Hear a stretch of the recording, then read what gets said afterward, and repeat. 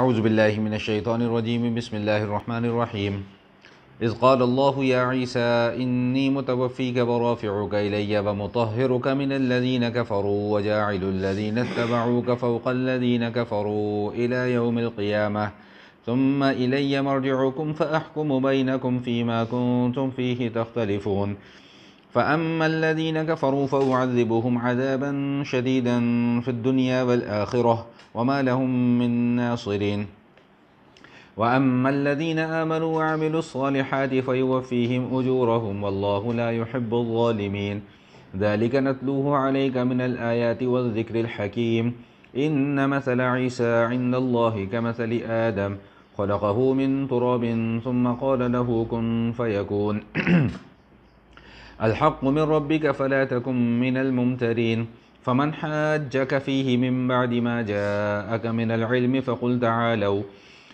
تعالوا ندعو أبناءنا وأبناءكم ونساءنا ونساءكم وأنفسنا وأنفسكم ثم نبتهل فنجعل لعنة الله على الكاذبين إن هذا لهو القصص الحق وما من إله إلا الله وَإِنَّ اللَّهَ لَهُوَ الْعَزِيزُ الْحَكِيمُ فَإِن تَوَلَّوْا فَإِنَّ اللَّهَ عَلِيمٌ بِالْمُفْسِدِينَ صدق اللہ العظیم۔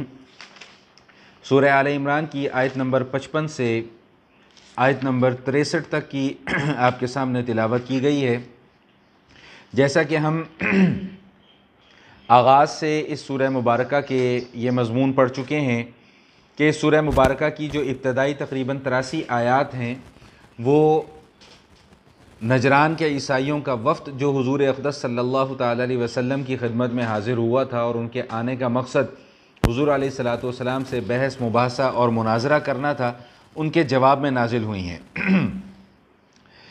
اور اب تک ہم جو حالات پڑھ کر آ چکے ہیں اس میں اللہ جل شانہ نے سیدہ مریم علیہ السلام کی ولادت اور ان کی پرورش کا تذکرہ فرمایا، عیسیٰ علیہ السلام کی ولادت اور ان کی پرورش کا تذکرہ فرمایا، ان کے معجزات کا ذکر فرمایا۔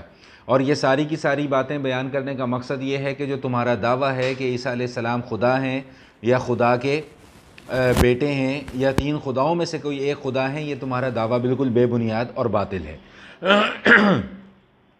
دوسری بات عیسیٰ علیہ السلام کے حوالے سے کہ سیدنا عیسیٰ علیہ السلام کی ذات کے متعلق 3 بڑے بڑے عقائد ہیں۔ ایک یہودیوں کا عقیدہ ہے، ایک عیسائیوں کا عقیدہ ہے اور ایک مسلمانوں کا عقیدہ ہے ان کی وفات کے حوالے سے۔ ایک عقیدہ ان کی پیدائش کے حوالے سے، ایک عقیدہ ان کی وفات کے حوالے سے ہے۔ تو وفات کے حوالے سے یہودیوں کا عقیدہ یہ ہے کہ عیسیٰ علیہ السلام کو سولی پر چڑھا دیا گیا تھا۔ عیسائیوں کا عقیدہ یہ ہے کہ عیسیٰ علیہ السلام کو سولی پر چڑھایا گیا اور وہ چند گھنٹے فوتگی کی حالت میں رہے، مردہ حالت میں رہے، اور اس کے بعد ان کو زندہ کر کے تو پھر آسمانوں پر اٹھایا گیا۔ جبکہ مسلمانوں کا عقیدہ یہ ہے کہ عیسیٰ علیہ السلام کو نہ سولی پر چڑھایا گیا، نہ ان کی وفات ہوئی، بلکہ اللہ تعالیٰ نے براہ راست ان کو زندہ آسمانوں پر اٹھا لیا تھا۔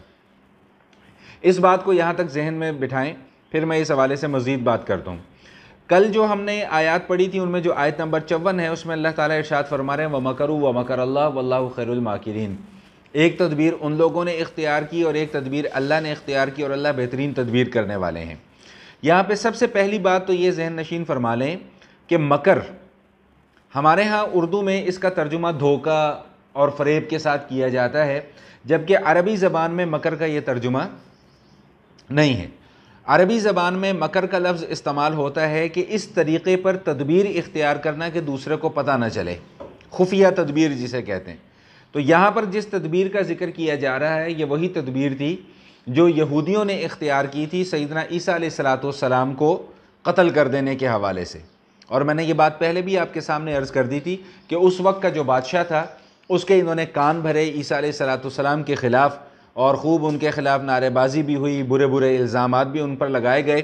نتیجہ یہ ہوا کہ انہوں نے اس بات کا اہتمام کیا کہ عیسیٰ علیہ السلام کو سولی پر چڑھایا جائے، اور جب ان کو سولی پر چڑھانے کے لیے لے جایا جا رہا تھا تو جو شخص ان کا نگران مقرر کیا گیا تھا اس کو اللہ تعالیٰ نے عیسیٰ علیہ السلام کی شبیہ عطا فرمائی، اور عیسیٰ علیہ السلام کو اللہ تعالیٰ نے آسمانوں پر زندہ اٹھا لیا، اور جس کو شبیہ دے دی گئی تھی عیسیٰ علیہ السلام کی، اس شخص کو انہوں نے عیسیٰ سمجھ کر تو سولی پر چڑھا دیا، جس کا تذکرہ آگے 6 پارے میں جا کر موجود ہے کہ وما قتلوہ وما صلبوہ ولکن شبہ لہم، کہ عیسیٰ علیہ السلام کو نہ قتل کیا گیا نہ ان کو سولی پر چڑھایا گیا، بلکہ ان لوگوں کو شبہ کے اندر ڈال دیا گیا۔ اب وہ شبہ یہی ہے کہ وہ کہتے ہیں کہ اگر ہم نے عیسیٰ علیہ السلام کو سولی پر چڑھایا ہے تو جو ان کا نگران ہم نے مقرر کیا تھا وہ کدھر گیا، اور اگر ہم نے نگران کو سولی پر چڑھایا تو عیسیٰ علیہ السلام کدھر چلے گئے؟ بات سمجھ میں آ گئی کہ نہیں آ گئی؟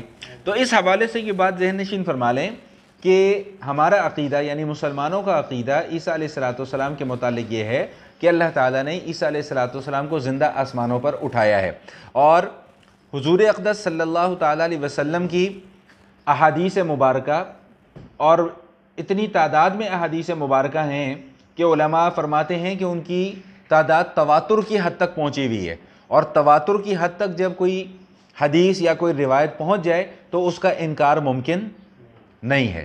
علماء مفسرین فرماتے ہیں کہ 100 سے بھی زیادہ ایسی روایات ہیں کہ جس میں اس بات کا تذکر کیا گیا ہے کہ عیسیٰ علیہ السلام کو اللہ تعالیٰ نے آسمانوں پر زندہ اٹھایا۔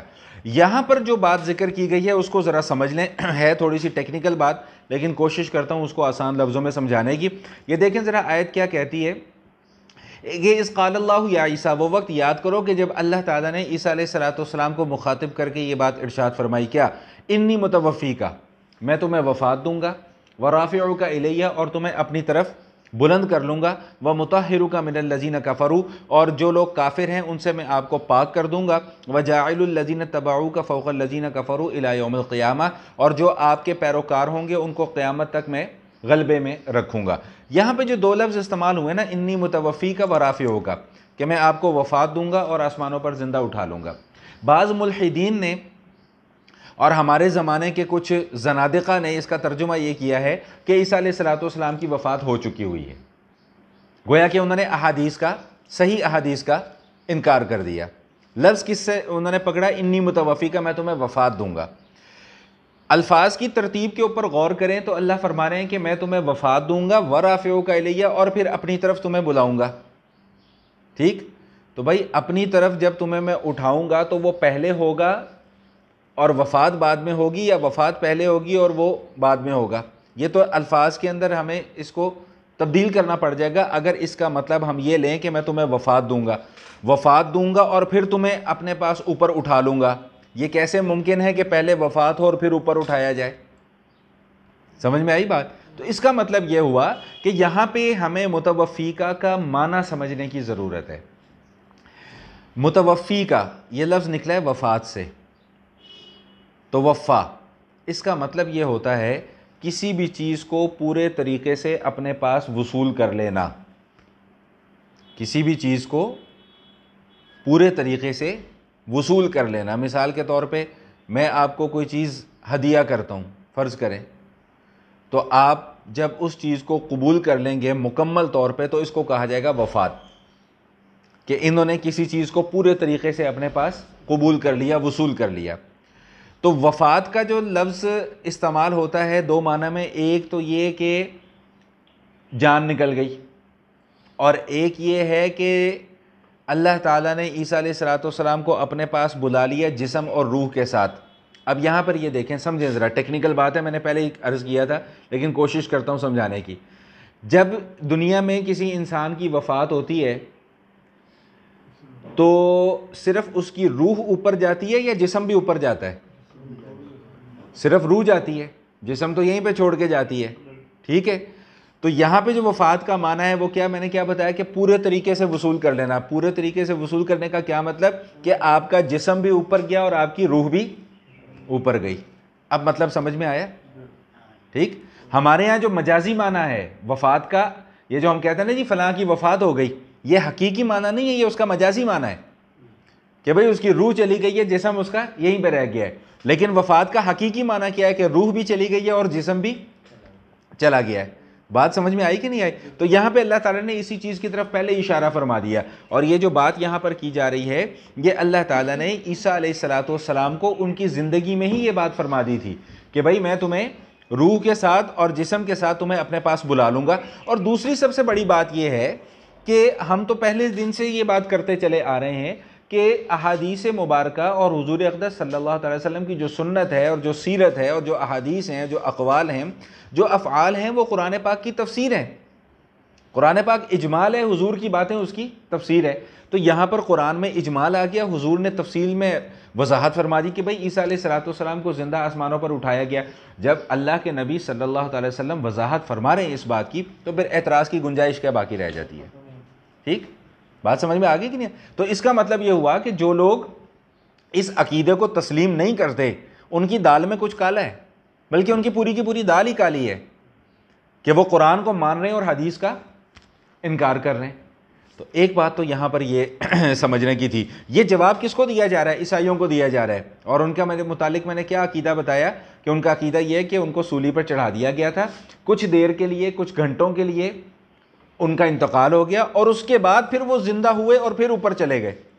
جبکہ ہم یہ کہتے ہیں کہ ان کو سولی پر چڑھایا گیا ہی نہیں، ان کی شہادت ہوئی ہی نہیں، براہ راست اللہ تعالیٰ نے ان کو زندہ آسمانوں کے اوپر اٹھا لیا۔ اسی بات کا جواب اللہ تعالیٰ یہاں پر ان آیات میں دے رہے ہیں۔ دوسری بات جو یہاں پر سمجھنے کی ہے کہ اللہ تعالیٰ نے پھر وہی بات ارشاد فرمائی کہ ذالک نتلوہ علیک من الآیات والذکر الحکیم، کہ یہ جتنی بھی باتیں ہیں اے محبوب صلی اللہ علیہ وسلم، یہ ہم آپ کو پڑھ کر سنا رہے ہیں۔ اب یہ جو گفتگو ہو رہی ہے یہ اللہ کے درمیان میں اور عیسیٰ علیہ السلام کے درمیان میں ہو رہی ہے۔ اللہ نے عیسیٰ علیہ السلام کو ان کی زندگی میں یہ بتا دیا کہ ہم تمہیں ایسے اٹھائیں گے، اور اب نبی علیہ السلام کو یہ واقعہ بیان کیا جا رہا ہے۔ اور وہی بات جو پہلے بھی ہم پڑھ کر آ چکے ہیں کہ نبی علیہ السلام نے کل کی نشست میں بھی ہم نے پڑھا کہ حضور علیہ السلام تو اس وقت وہاں پر موجود نہیں تھے۔ جب عیسیٰ علیہ السلام کی ولادت ہوئی، اللہ کے حبیب اس وقت بھی وہاں موجود نہیں تھے۔ جب مریم علیہ السلام کی کفالت کا معاملہ چل رہا تھا، اللہ کے نبی اس وقت بھی وہاں پر موجود نہیں تھے۔ تو پھر نبی علیہ السلام کو یہ باتیں پتہ کہاں سے چلیں؟ اللہ کہہ رہے ہیں ذالک نتلوہ علیک من الآیات، ہم آپ کو پڑھ کر سنا رہے ہیں۔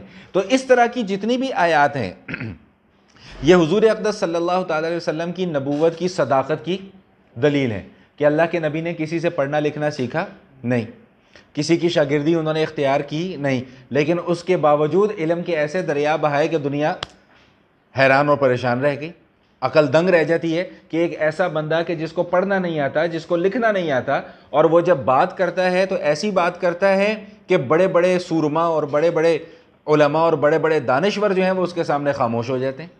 تو فرمایا کہ ہم یہ آپ کو آیت پڑھ کر سنا رہے ہیں۔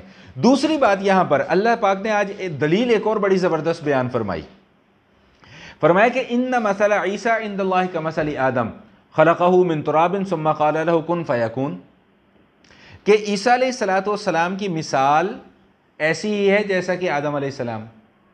آدم علیہ السلام کو بھی جب اللہ پاک نے پیدا فرمایا تو ان کا باپ کوئی نہیں تھا، بلکہ ان کی تو ماں بھی کوئی نہیں تھی۔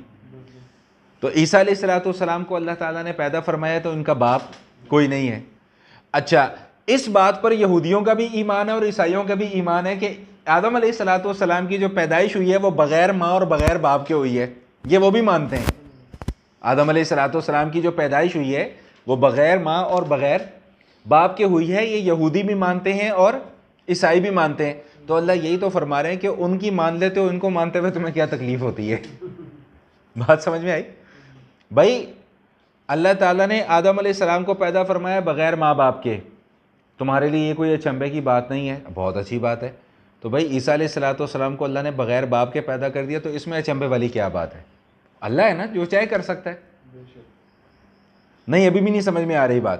یہاں پہ جو اللہ تعالیٰ ارشاد فرما رہے ہیں انہی کی بات کا جواب دے رہے ہیں کہ ان مثل عیسیٰ عند اللہ کمثل آدم، کہ عیسیٰ علیہ السلام کی مثال اللہ کے ہاں ایسی ہے جیسا کہ آدم علیہ السلام کی مثال۔ آدم علیہ السلام کو مٹی کا پتلا بنایا اور اس کے بعد فرمایا کن بھائی زندہ ہو جا، وہ ہو گئے۔ اور عیسیٰ علیہ السلام کے متعلق کیا فرمایا کہ ان کی والدہ کے گریبان میں روح پھونک دی، نفخ کر دیا، پھونک مار دی، جس کے نتیجے میں عیسیٰ علیہ السلام کی پیدائش ہو گئی۔ تو ان کی پیدائش کو بغیر ماں باپ کے تسلیم کر لیتے ہو، ان کی پیدائش بغیر باپ کے تسلیم کرتے ہوئے تمہیں کیا تکلیف ہے؟ کیوں جھوٹے الزام لگاتے ہو کہ جی یہ اللہ کا بیٹا ہے؟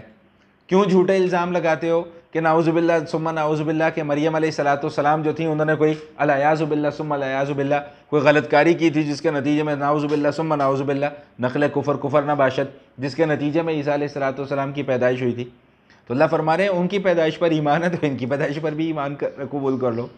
بات سمجھ میں آ گئی کہ نہیں آ گئی؟ تو اللہ فرما رہے ہیں الحق من ربک فلا تکونن من الممترین، اللہ تعالیٰ کی طرف سے یہ حق آپ کے پاس آ چکا ہوا ہے، اور جب یہ حق آپ کے پاس آ چکا ہے تو اس میں کسی قسم کے شک اور شبہ میں پڑنے کی گنجائش نہیں ہے. اور اس حوالے سے میں یہ بات کو مختصر میں نے اس لیے کیا ہے کہ عیسیٰ علیہ الصلوۃ والسلام کی پیدائش اور عیسیٰ علیہ الصلوۃ والسلام کی واپس اس دنیا میں تشریف آوری کے حوالے سے ہم علیحدہ جو اپنے لیکچرز ہمارے قیامت اور علامات قیامت کے حوالے سے چلے تھے وہاں پر ہم تفصیل پڑھ کر آ چکے ہیں، اس لیے میں نے یہاں پر آج بات کو مختصر کیا اور شارٹ کیا ہے. اللہ کے نبی صلی اللہ علیہ وسلم نے فرما دیا کہ لم تمت عیسیٰ، عیسیٰ کی وفات نہیں ہوئی ہے. تو ہمارا ایمان ہے اس بات پر کہ عیسیٰ علیہ الصلوۃ والسلام کی وفات نہیں ہوئی ہے. اور یہ بات میں بارہا آپ کو سمجھا رہا ہوں کہ جتنے بھی فتنے اس دنیا کے اندر آئے ہیں یا آ رہے ہیں یا آئندہ آئیں گے، ان کا سب سے پہلا وار حدیث کے اوپر ہوگا. حدیث کا انکار کریں گے تو قرآن کا انکار کرنا آسان ہو جائے گا اور قرآن کے اوپر اعتراض کرنا آسان ہو جائے گا، کیونکہ قرآن کے اندر تو اجمال ہے، تفصیل تو ہے ہی نہیں. یہاں پر تفصیل تو اللہ کے نبی نے بیان فرمائی ہے، اور اللہ کے نبی جب تفصیل بیان فرما دیتے ہیں تو پھر کوئی اعتراض اور کوئی شک اور شبہ باقی رہتا ہی نہیں ہے. اس لیے ان کا سب سے پہلا وار کس پر ہوتا ہے کہ جی حدیث کا انکار کرو. تو اللہ کے نبی صلی اللہ تعالی علیہ وسلم نے واضح طور پہ ایک نہیں دو نہیں بیسیوں نہیں سینکڑوں احادیث ہیں کہ جس میں یہ بات ارشاد فرما دی ہے کہ عیسیٰ علیہ الصلوۃ والسلام کو زندہ اٹھا لیا گیا، دوبارہ اس دنیا کے اندر تشریف لائیں گے، اور دوبارہ جب تشریف لائیں گے تو حضور اقدس صلی اللہ تعالی علیہ وسلم کے امتی ہونے کی حیثیت سے تشریف لائیں گے، اور حضور اقدس صلی اللہ تعالی علیہ وسلم کے ہی دین کی ترویج اور تبلیغ کریں گے. تو جب یہ معاملہ ہو گیا تو عقیدہ ختم نبوت کے اوپر جو بعض لوگ اعتراض کرتے ہیں وہ بھی باقی نہ رہا. لوگ یہ اعتراض کرتے ہیں نا کہ جی ہمیں تو تم کہتے ہو کہ اللہ کے نبی آخری نبی ہیں تو ان کے بعد کوئی نبی نہیں آنا، اور پھر خود ہی کہتے ہو کہ جی عیسیٰ علیہ السلام نے آنا ہے. تو ہم اس کا کیا جواب دیتے ہیں کہ عیسیٰ علیہ پہلی بات تو یہ ہے کہ عیسیٰ علیہ الصلوۃ والسلام پہلے سے اللہ کے نبی ہیں. عیسیٰ علیہ الصلوۃ والسلام کی نبوت کا اعلان تو حضور کی تشریف آوری سے بھی 650 سال پہلے ہو چکا ہوا ہے. پہلی بات تو یہ کہ وہ پہلے سے اللہ کے نبی ہیں، اور دوسری بات یہ ہے کہ وہ اب جب آئیں گے تو نبی کی حیثیت سے نہیں، حضور کے امتی کی حیثیت سے. تو جب یہ بات کلیئر ہوگی تو پھر اعتراض باقی رہا ہی نہیں. مسئلہ تو تم لوگوں کے ساتھ ہے کہ تم نے ایک نیا نبی پیدا کیا اور اس کو پھر آخری نبی قرار دینے کی کوشش کی، کبھی اس کو مسیح قرار دینے کی کوشش کی، کبھی اس کو مہدی قرار دینے کی کوشش کی. ان دی اینڈ دعویٰ پھر کیا کروایا کہ نہیں بھئی یہ اللہ کا نبی ہے، نعوذ باللہ من ذالک. بات سمجھ میں آ گئی کہ نہیں آ گئی؟ تو بہرحال عقیدہ پختہ کیا کرنا ہے ہم نے کہ عیسیٰ علیہ الصلوۃ والسلام آسمانوں پر زندہ ہیں اور اس دنیا میں ان کی دوبارہ تشریف آوری ہونی ہے. اور اس حوالے سے احادیث متواترہ موجود ہیں، تواتر کی حد تک پہنچی ہوئی ہیں، جن کا انکار کرنا ممکن نہیں ہے، اور ان کا انکار انسان کو کفر کی حد تک لے جاتا ہے. اب آ جائیں دوبارہ اپنے اسی مضمون کی طرف کہ جو عیسائیوں کا وفد آیا ہے حضور علیہ الصلوۃ والسلام سے مناظرے کر رہا ہے، سوال و جواب کا سلسلہ چل رہا ہے. اللہ تعالیٰ نے ان کے جواب بھی دیے ہیں، اس کے ساتھ ساتھ ضمنی طور پہ اور بھی بہت ساری باتیں ذکر فرما دی ہیں. آخری حربہ اب جب وہ کوئی چیز ماننے کو تیار نہیں ہے، کسی قسم کا کوئی دلیل ماننے کو تیار نہیں ہے، تو اب اللہ تعالیٰ نبی علیہ الصلوۃ والسلام کو فرما رہے ہیں کہ اچھا تو اب آپ ان سے یہ کہیں کہ چلو پھر آؤ بھئی مباہلہ کر لیتے ہیں. مباہلہ کس چیز کا نام ہے کہ دو فریقین میں کسی بات پر اختلاف ہو جائے، کسی معاملے پر، تو دونوں فریق آئیں آمنے سامنے اپنے اہل و عیال کو لے کر اور یہ دعا کریں کہ یا اللہ جو جھوٹا ہے اس پر اللہ کی لعنت ہو. اس کو مباہلہ کہا جاتا ہے. تو حضور علیہ الصلوۃ والسلام نے فرمایا کہ ٹھیک ہے بھئی اگر تم سیدھے طریقے سے نہیں مانتے تو پھر آؤ مباہلہ کرتے ہیں. اگر تم سچے ہو تو تم یہ کہو کہ جھوٹوں پر اللہ کی لعنت ہو، اور ہم بھی یہ کہتے ہیں کہ جھوٹوں کے اوپر اللہ کی لعنت ہو. انہوں نے کہا جی ٹھیک ہے ہم مباہلے کے لیے تیار ہیں. وقت مقرر ہو گیا. ان کی طرف سے بڑے بڑے لاٹ پادری، ان کے جتنے بھی وہ جو 60 افراد تھے جن میں سے 13 ان کے بڑے بڑے سردار اور پادری ٹائپ کے لوگ تھے، وہ آئے. ادھر سے نبی علیہ الصلوۃ والسلام جب اپنے گھر سے نکلے تو ساتھ حسن کو لے لیا، حسین کو لے لیا، بی بی فاطمہ کو لے لیا، علی مرتضیٰ رضی اللہ تعالیٰ عنہ کو لے لیا، رضوان اللہ تعالیٰ علیہم اجمعین. بات سمجھ میں آ گئی؟ اچھا یہاں پہ ایک نقطہ میں چھوٹا سا اور بھی عرض کر دوں کہ بعض لوگ یہ کہتے ہیں کہ حضور علیہ الصلوۃ والسلام کے اہل بیت یہی ہیں، ہم یہ کہتے ہیں کہ حضور علیہ الصلوۃ والسلام کے اہل بیت یہ بھی ہیں، اعتراض ختم۔